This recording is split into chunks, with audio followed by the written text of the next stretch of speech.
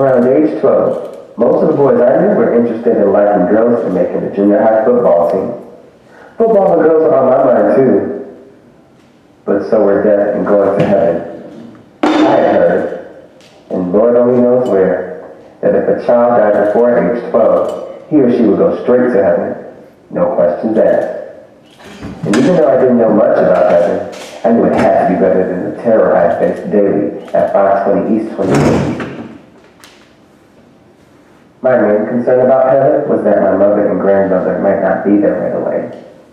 Somebody had to stay and look after my sisters, which now included the addition of my new baby sister, Jan.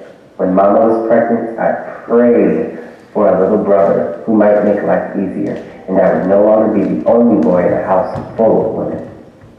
I didn't count Daddy, since he was now staying away from home more than usual. I wasn't completely disappointed that I had a new baby sister, though, because I felt a special bond with Jan.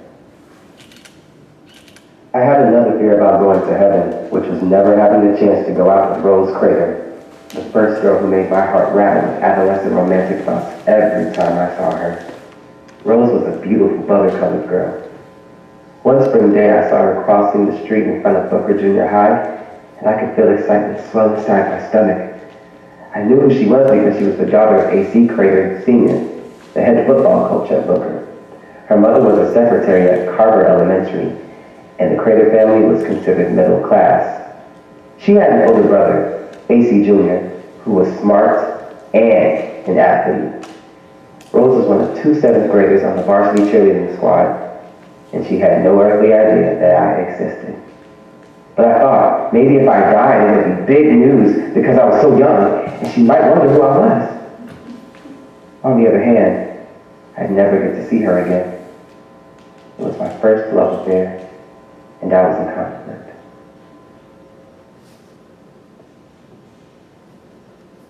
My fascination with death had begun around age 8 with the deaths of President Kennedy, Miss Whitfield, my favorite Sunday school teacher who had died of breast cancer before she turned 30, and Mr. Joseph P. Nunn, a family friend with a beautiful singing voice who lived next door to Grandma with his wife and 3 children, Joe Jr., Rita, and Gary, who was one of my first childhood friends. I couldn't understand why 3 people who were loved by so many could die so young. I had strange notions about life and God. One of the strangest had to do with the power of words. I was convinced that at the beginning of your life, you were given a set number of words to utter, and when you use them up, you die. I figured that the president, Miss Whitfield, and Mr. Nunn had died so young because they had used all their words. And Miss Whitfield taught them in Sunday school, and also sometimes did the announcements and the welcome at church. The times I had seen the president on television, he was always talking. And Mr. Nunn loved to talk not only to adults, but to children as well. And he sang solos almost every Sunday at church.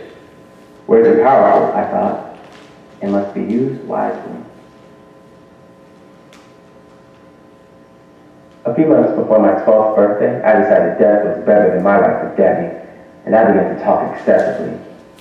I would read books out loud, even though I was so proud of the fact that I had learned to read silently before anyone in my class. My constant jabbering got me in trouble not only at home, but at school as well. On my 12th birthday, I was terribly sad that the day had ended, and I was still in the land of the living. My family didn't understand why I was so sad, since birthdays in our home had always been joyous events. I didn't tell anyone why I was brokenhearted. I felt empowered by my secret knowledge about God, words, and death. A couple of weeks later, something happened that made me happy I stayed around. God gave me a miracle.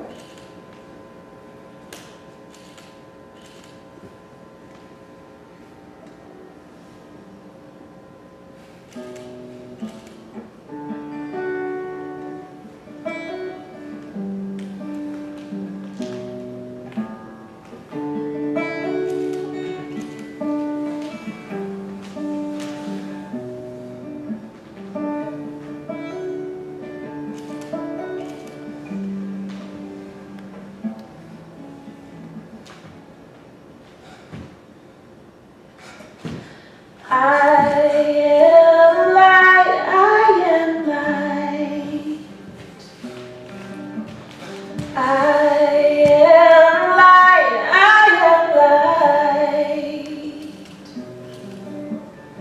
I